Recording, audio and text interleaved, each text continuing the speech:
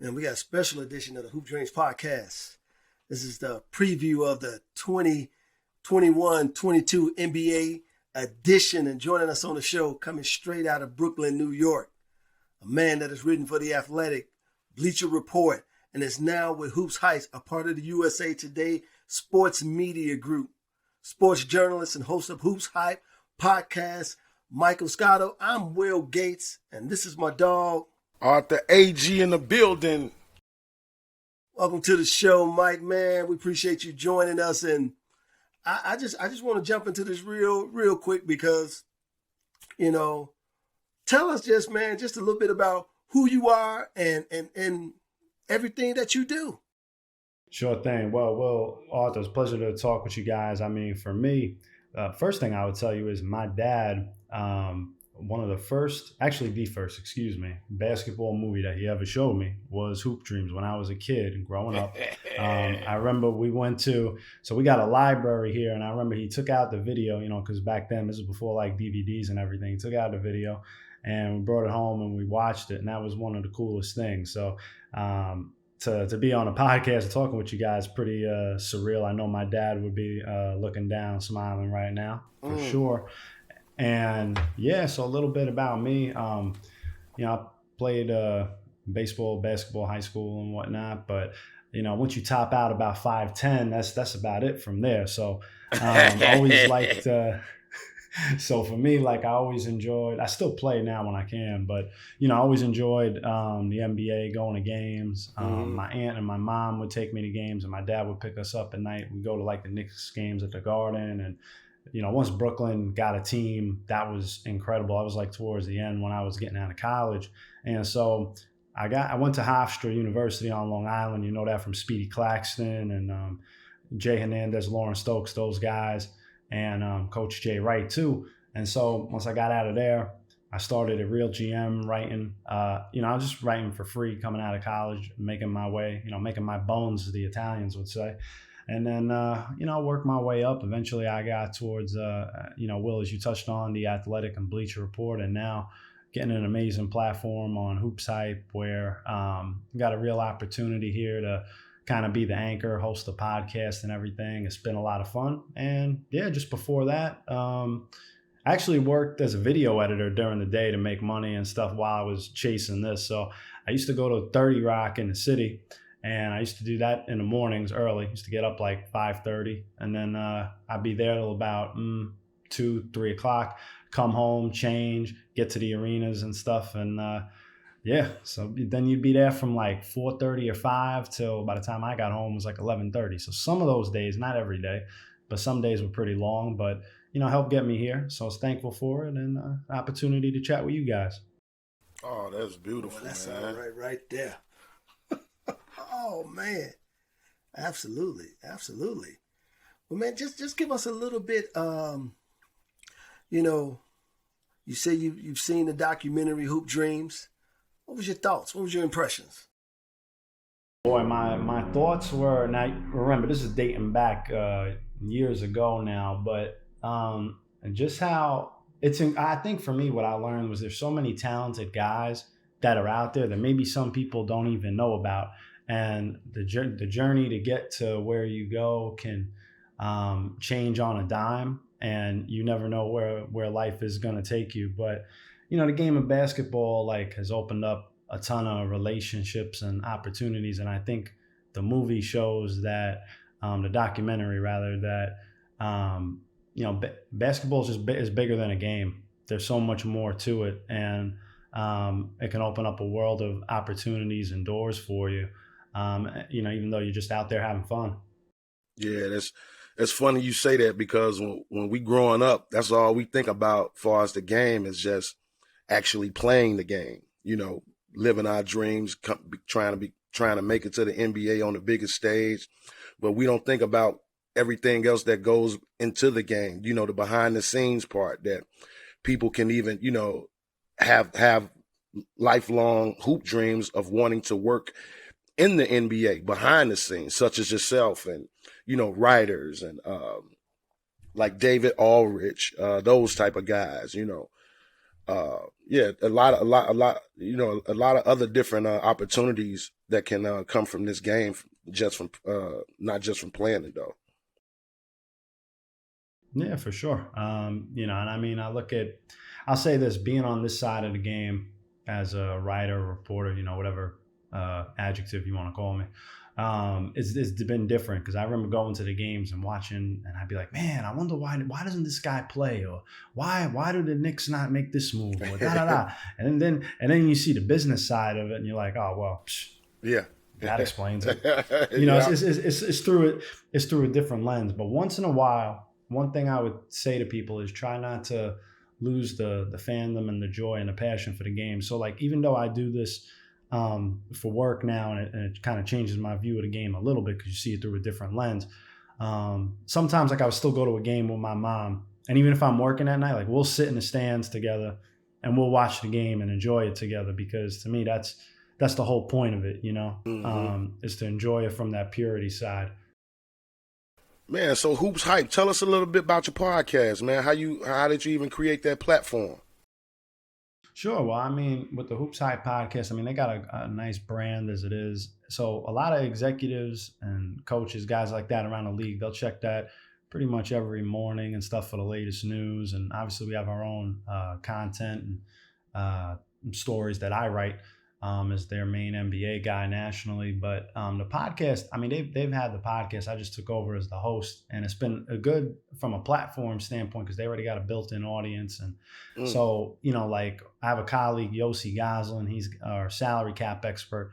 Like, let me tell you something, man, like people in the NBA love salary cap experts because they're crunching all these numbers and things like that. And right. I know for me, when I'm trying to get info, about trades and things like that, it helps having a cap guy because they're already crunching in their head, okay, this guy's got to get included in a trade because to make the numbers work, and all these like CBA rules that like I'm a smart guy, but it's just a lot to process at the same time. So yeah, it's been fun. We've had a bunch of different guys on there. We recently had Darius Garland, Miles Turner's been on in the past. And did an interview recently with John Morant. So the platform has been good to get some guys on here and, continue to grow. That's what's up. I tell you, Michael, man, y'all doing some big things over there, man. I love the podcast. I'm just going to put it out there. Y'all doing some big things. And not only just big things, but y'all putting out stuff, man, 7 days a week. I mean, that seems like that always keeps you all in the hunt. What is that process like for you? Yeah, I mean, I've never said to myself, there's a time off. Like for me, there's plenty of times I'll be sitting at the dinner table with family, friends, whatever, and I'll get a text or a call. And, unfortunately, sometimes you do got to take that. I'll give you a funny story. One time I missed a signing. I had my phone. I was taking a shower one day and I missed it by like a couple of minutes, and I had my phone away from me. So now I got my phone on the outside of the shower just in case, because you never know, man. Like news don't stop. Like you guys are saying, news don't stop. So like, if you're not gonna put it out there, whatever, all right, well, somebody else is gonna. And it's hard enough to get stuff as it is. So right. I always get a kick out of that. And I mean, it's just like, yeah, like I'll say this about what I do. I don't have the typical 9 to 5, right? At the same time, I was never a guy I did it, when I was at NBC, I used to work as a video editor. I did that. And I just felt like, I don't know. And I love the people I worked with, but just for me, it's like I'm always moving, talking and doing my thing like that. So I just felt like I'm also a night person more than a early morning person. Yeah. So it kind of fit well. But yeah, it's just, you got to just try to have some downtime for yourself and have like a work-life balance, which is easier said than done. But it can be done. Just takes time over the years. Cool. Absolutely. Cool.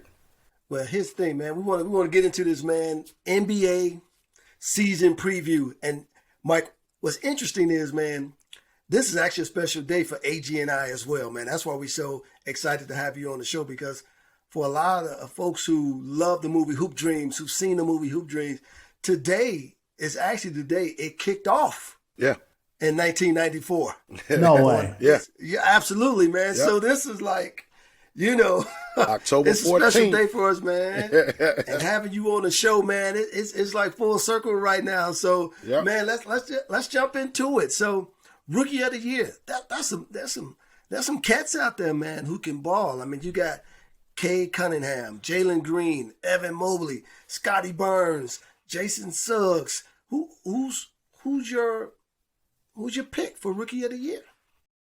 I think right now, Jalen Green, I think, is going to have the best opportunity to really get a lot of minutes and play. You know, like it's I feel like picking Rookie of the Year is like picking the best guy out of like a fantasy basketball perspective. You know, guys just going to put up stats. Now, I think Cade Cunningham is also going to have a good shot at it. But to me, I guess you could say it's a toss-up between those guys. But Detroit has a little bit better of a supporting cast.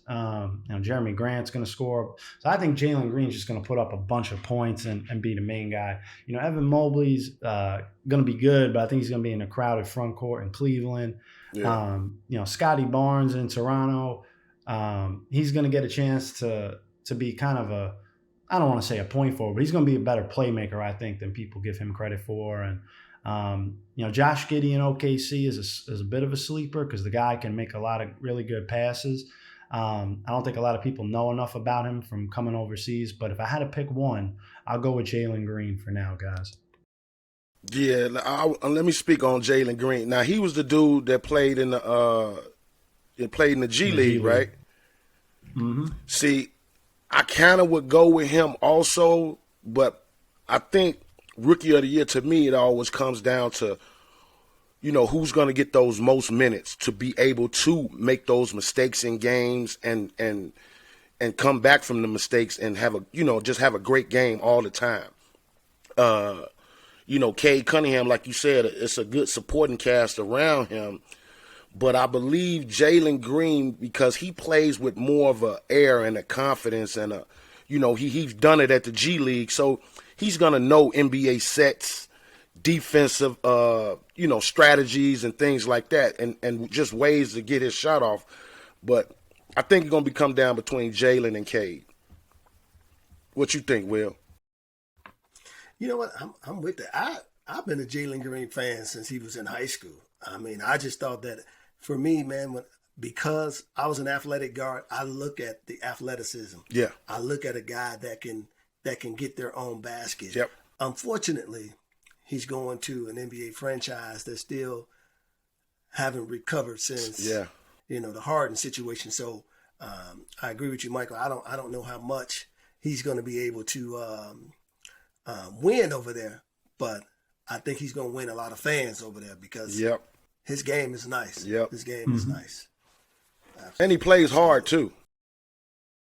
Plays hard on both ends. Absolutely. No, 100%.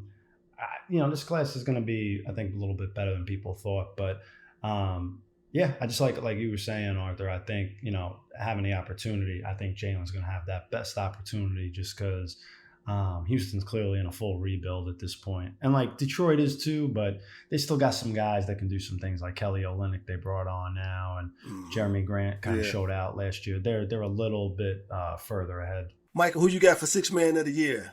We just had who I think is the coldest sixth man ever, Jay Crossover on the show, man. So who you got for Sixth Man of the Year? I'm pulling for Jordan Clarkson. He's a San Antonio guy. I know his dad really well. So, that's my favorite again. I'll give you guys a sleeper pick. Patty Mills. Because if Kyrie Irving isn't going to play, that he's going to have a chance. I give you, because it's hard to kind of, I don't always like also going with like the consensus. I think just like that's boring sometimes. Patty Mills to me, I think the guy's got a chance. I really do. This Nets team is going to be loaded offensively. And, you saw what this guy did in the Olympics. He can carry some of that momentum. Again, it depends if Kyrie Irving's going to end up, getting vaccinated or not. Certainly right now, that does not seem like it's happening. So with that in mind, I'll go with Patty just because I think just coming off the Olympics, I think it's kind of funny to say a guy's prime for like a breakout year, but man, this guy could really put up some numbers with this team this year. And Jordan Clarkson, the Joe Ingalls of the world, Derrick Rose, those guys are going to do their thing. Yeah. But I think most people, that's like I said, Patty Mills will be my sleeper pick. That's an interesting call there too, man. I always liked the Patty when he was at San Antonio. I mean, just a tough nosed little guard, man. Like he was just, you can't rattle him or nothing. Like he gonna get a shot off, he gonna make the correct pass. But who would start over in Brooklyn if Patty Mills coming off the bench to be the sixth man? Who would be that point? Who would start in place of Kyrie though? Well, I mean, they could go with Bruce Brown for defense. Alongside Joe Harris. That's what I would think that they could do, but we'll see. I mean, they had Bruce Brown playing center last year too. No joke. Right. And really like KD. Right. And Bruce Brown all bit of what? 6'4", 6'5"? Yeah, 6'4", 6'5", yeah. But I mean, that always cracks me up too. It's like, at that point, KD's the tallest player. He's basically your center, but like, come on. Absolutely. Absolutely. I love Blake with them. He ain't 7 feet, man. Yeah. I love Blake with them, though. Blake Griffin. I love Blake. Blake has been rejuvenated going there. I swear I knew the second this guy got in his first game with the Nets, after all these games, like, oh, he hasn't dunked, Right. Come on, man. It's like the WWE gif when the guy's like sitting in a wheelchair and then it's like a fake cast and he gets up. It's like, yeah, man. Yeah, right. There you go. And I say one thing about Blake real quick. Like, some people in Detroit were kind of ragging on this guy. Like, let's be clear. Blake Griffin, his first year, that had arguably one of the best seasons of his career, carried that team to the playoffs. Was playing on like one leg. Blake Griffin, I think he was even an all-star that year.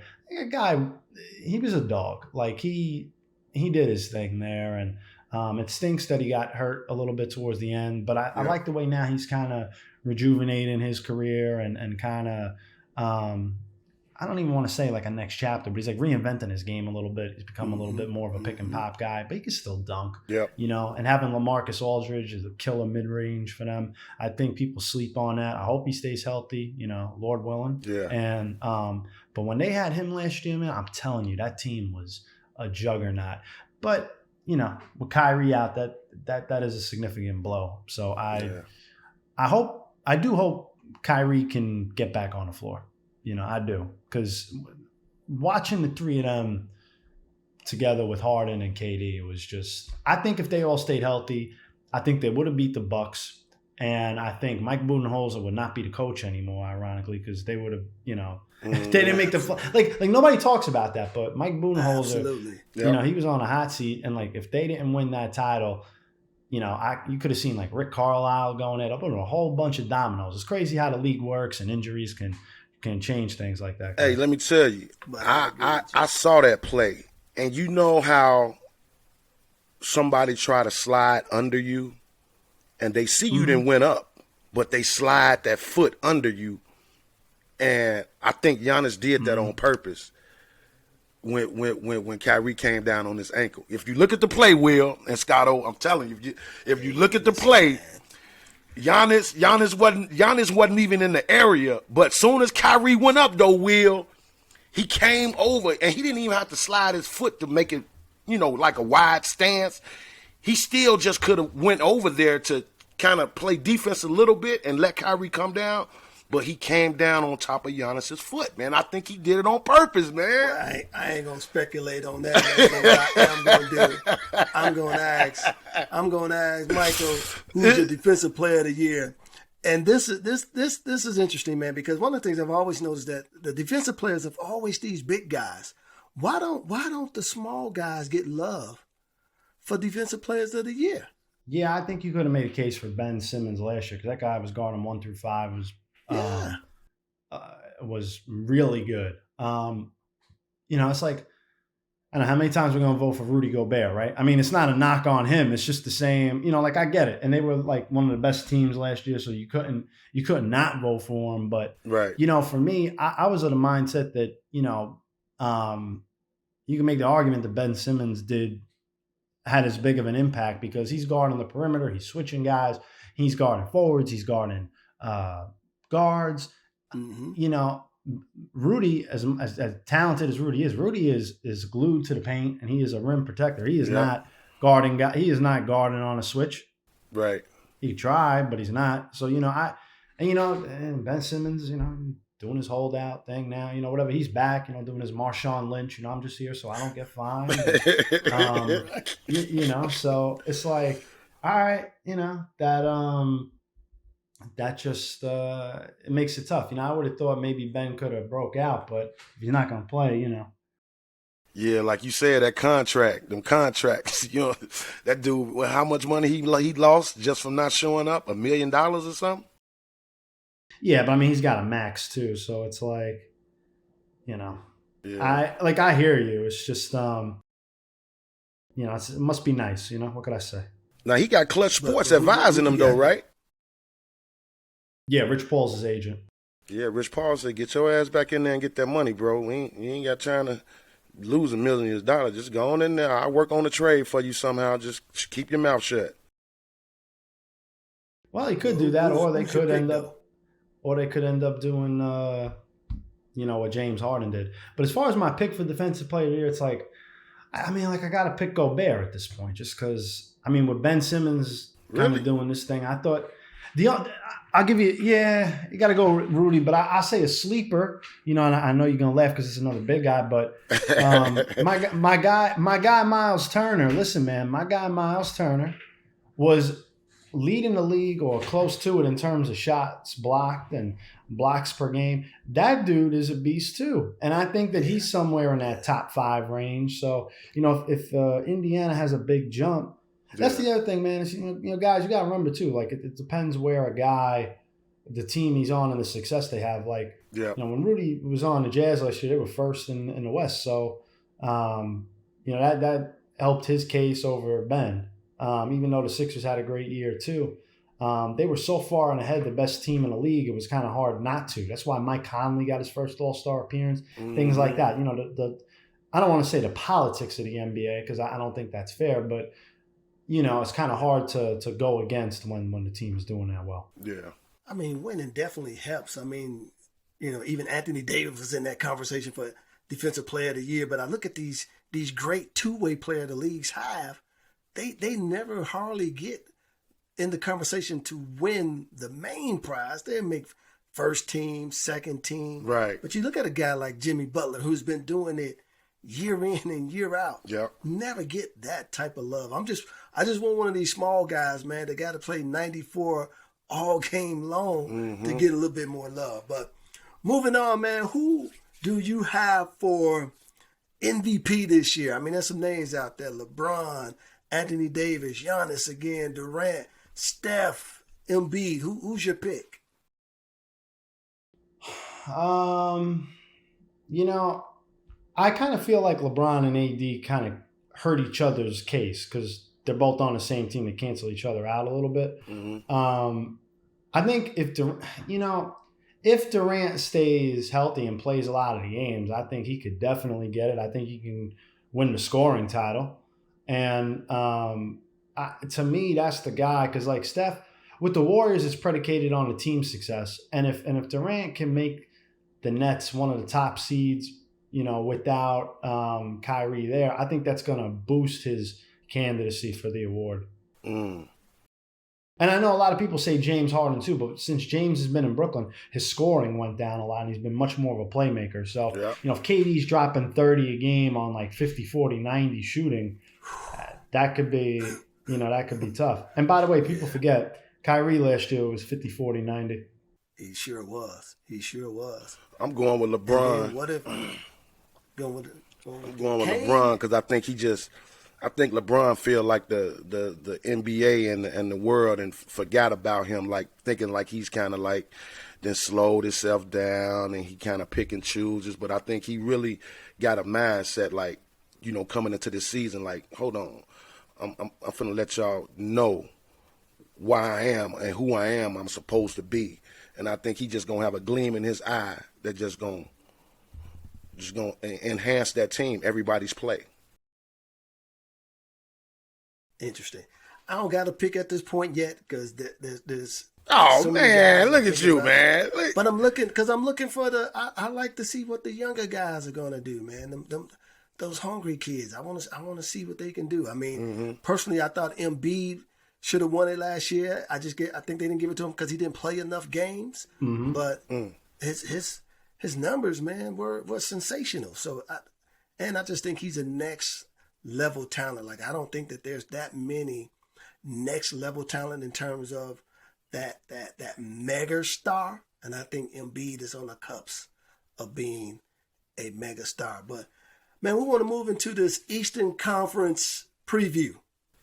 Who you got coming out? Because most folks say Brooklyn, but you got the defending world champions, Milwaukee, sitting there, and Philly, if they can ever figure out those Ben Simmons issues and what that means. But as well as Miami has added, they added a guard to their mix, and of course, you hoping that the Hawks are better, the Knicks are better. Yeah, I'm not that sure about what the Celtics look like, but who you got coming out of the East? I should say, besides Brooklyn, who you got coming? Who you think has a legit shot to come out of the East? Well, now I think when you look at the East, I think you got to put Milwaukee at the top because you don't know what's going on with Kyrie Irving, and on top of that, you touched on all those other teams like Boston. I actually think like they got better. Like, I can't believe they got Dennis Schroeder for so cheap, and you got Al Horford there. Like, he's gonna be a good veteran presence for them in limited minutes. He'll split time with Robert Williams at center, which I think would be good for them. And so, Chicago got a lot better, as you know, with Lonzo Ball and DeMar DeRozan. I'm curious how that clicks in the regular season. And Zach LaVine's prime for a big year and what's going to be a contract season. So I think that the East is going to be fun. I think it's the best the East has been in a long time. I guess if I had to pick one, though, I feel like, the only thing I feel like is stop Milwaukee is like kind of a championship hangover. But, they've got the continuity and the chemistry where they should be the favorites. And, you got Brooklyn, like we touched on, Kyrie's out, and Philly with Ben Simmons having issues. I just think that's going to detract from them. And that's a huge opportunity for Miami with getting Kyle Lowry now. But Miami's always better towards the end of the year. And when it's like playoff time, I feel like sometimes during the regular season, they're not the team we saw in the bubble, a couple seasons ago. So I guess for me, if I got to pick who's coming out of it right now, I'll go with Milwaukee. I'm going to tell you who I think, man. Listen, I don't know if they got everything to win it, but but my sleeper is the Hawks. What? These guys, man, listen, the Hawks got everything you need. Most folks look at Trae Young, but you look at guys like, Collins, they got Capella, they got Bogdan. They got shooters. They got Gallinari is still there. And then I like that they got Solomon Hill, a vet who can still give you some buckets. Defensively, he can guard some guys. They got bona fide shooters on this team. And Jalen Johnson, that dude's a stud, man. I like the Hawks. I think they top 4, at least in the league, and really could be top 3.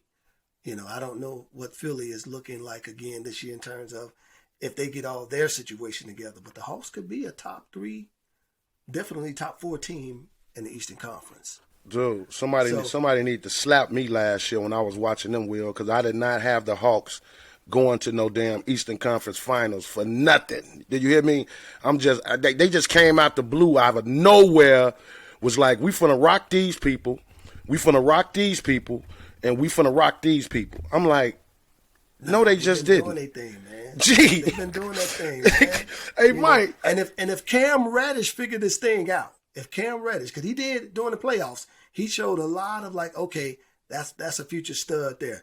But if he come into this season with the way he ended the playoff run, yeah, man, them dudes are real. Yeah, but I could see them using Cam as a trade chip. Really? Oh, yeah? Trade piece, trade bait? Okay. Yeah, because he's young and he's got a nice deal where you can try to get another guy that's a stud. I just think like he's a guy that I would watch that could be a trade piece for them for sure. So, Michael, what's your Western Conference, man? Because we got a lot going over there. Of course, people talking about the Lakers too old, but they got the additions of Westbrook. They got Carmelo over there. The Banana Boat crew member. I think the Nuggets are still going to be the Nuggets. They're going to do what they're going to do. Will, what you calling the Banana Boat crew? Hey, that's the Banana Boat crew. You got the Mavs. And again, I think the Clippers. I mean, the reality is they're still going to be a top 3 team. Yeah. In the West. So and I think my biggest question for you is, man, do you see Phoenix still being the same team that they were, that they can make another run like that? So I think first and foremost, like I think Utah, I think they just are going to take a little bit of a step back. I thought they were so good last year; they overachieved, in my opinion, respectfully. I think Phoenix. What I worry about with Phoenix is if they don't get these extensions done for DeAndre Ayton and Mikal Bridges, I think that could be an unnecessary chemistry issue for those guys because they're going to want to get their numbers and make sure that they get as much money as they can going forward. Chris Paul, a year older, loves CP3 as a player, but like I told you too, you got Devin Booker coming off the Olympics. Like I hope he can stay healthy. The Nuggets without Jamal Murray, I still think they're going to be good because once they got Aaron Gordon last year, they kind of, I forgot what their record was, but I felt like they were around like winning 60% of their games or so. The Clippers, I think, without Kawhi, they'll be a playoff team. I don't think they're top 4 necessarily. I think the Lakers are going to make the biggest jump compared to last year out of all those teams. I like the Lakers and what they have. I think they are a top 4 team.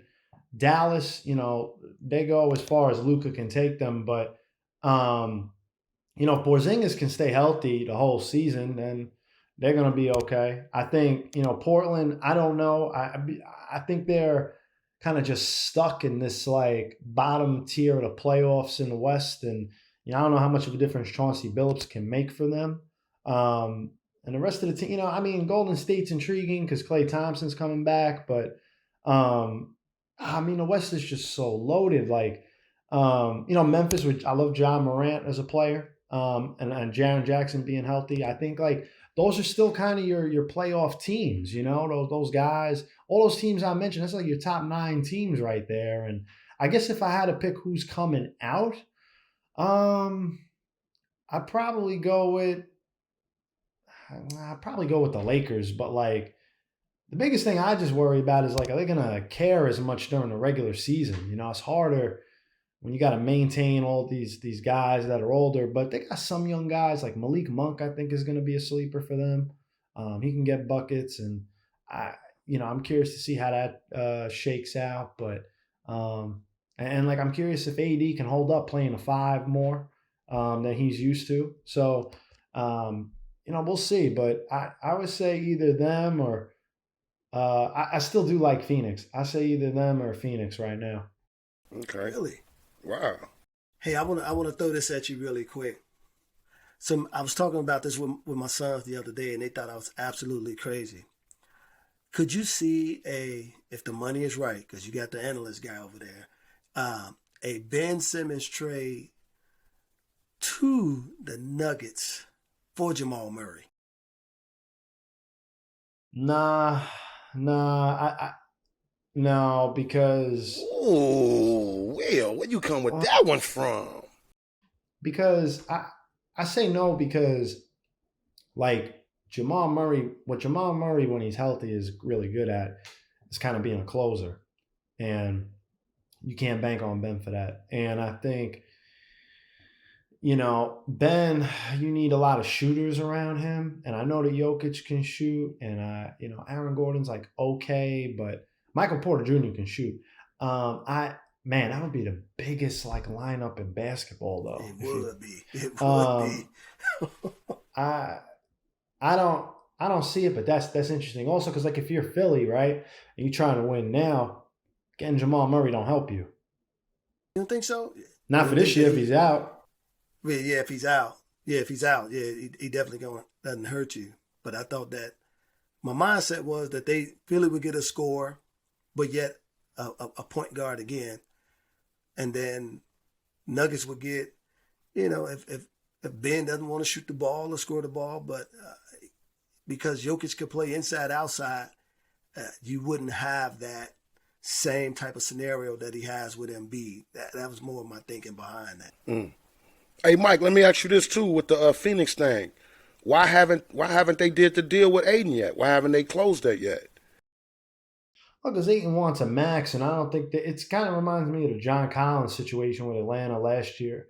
Um, Ayton can get as much as like 35 million. I don't think they want to go that high. I think they want to go somewhere between what Collins got and what Ayton can get as a max. And Yeah. I don't know. Like for me, centers around the league are devalued a little bit. I know, like Rudy Gobert got paid, but Ayton's young, so I definitely understand why he's trying to get a max now. Yeah. I just think like they're just trying to. They don't want to go that high for the max, but the flip side of it to me is like, well, you're going to be over the cap anyway, and like we really like I mean, who am I to say a couple $1 million? I'm not the owner paying the luxury tax, but Right. it's not like how big of a gap is it, So to me, that's where it's at. I think a guy like Mikal Bridges is tougher to peg because, Mikal, like, when you're talking about a guy that's near a max, Yeah. it's like the differential shouldn't be that big of a gap. But Mikal Bridges, his value could be anywhere, Some team, if he ever hit restricted free agency, some team might try to overpay and give the guy like 25 plus million. Right. And that's when you get into trouble. So, well, Mike, I'll tell you this, man. Let me just ask you this last question, then, man. We're gonna let you go, since you got Milwaukee coming out of the East, Lakers coming out of the West. Who wins it all?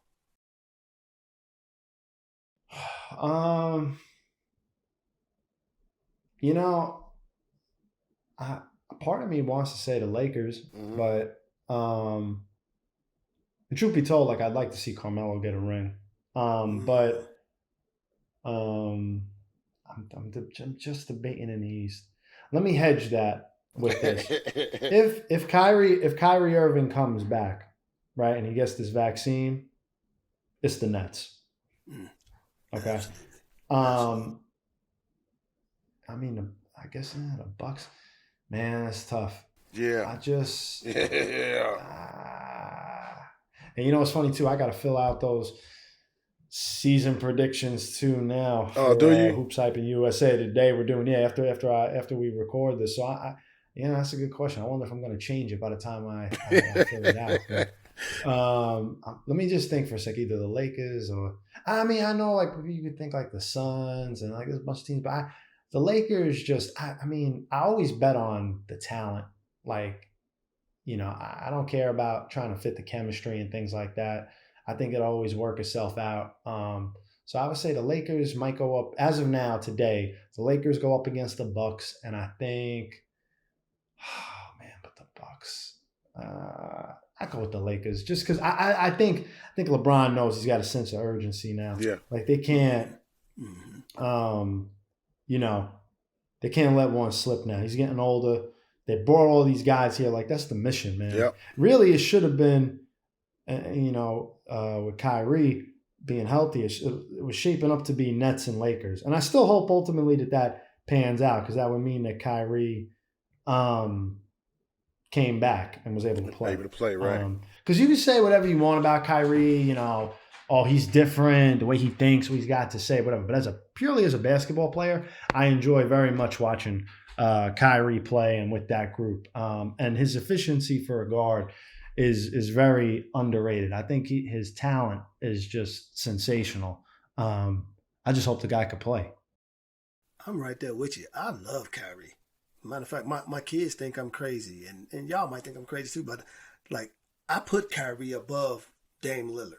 Like I think Kyrie's like that.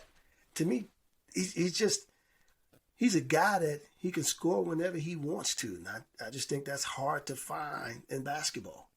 You know what's funny, Will? In our point guard rankings, they had Damian Lillard. We had Lillard 2, Kyrie 3, and Steph Curry was 1. But you know what's crazy too? I mean, Harden's technically the point guard there, but I look at that team and I'm like, that is just like with Kyrie, man. They're both guards, man.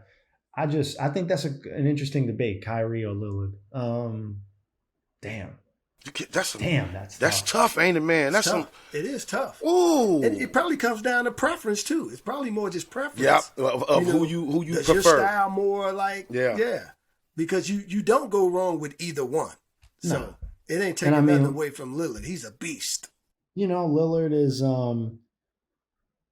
Lillard's just like pulling up from anywhere, so that's the thing you got to watch. So yeah, but I think most people would go with Kyrie just because Kyrie does shit that we wish we could do, or we once we thought we could do. Like he just has that playground handle, and he can double dribble right in your face like with one hand.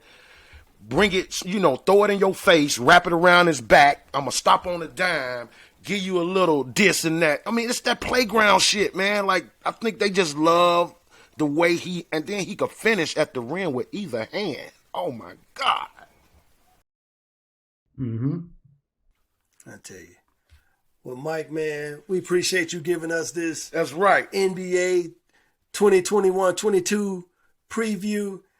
For our fans listening, man, Mike, what can they find you? Yep.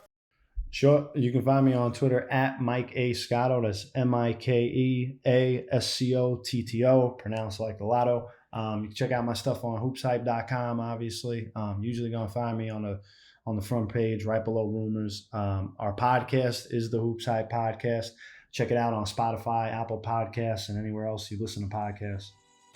That's what's up. My dog. Appreciate you being on here with us, man. Much love.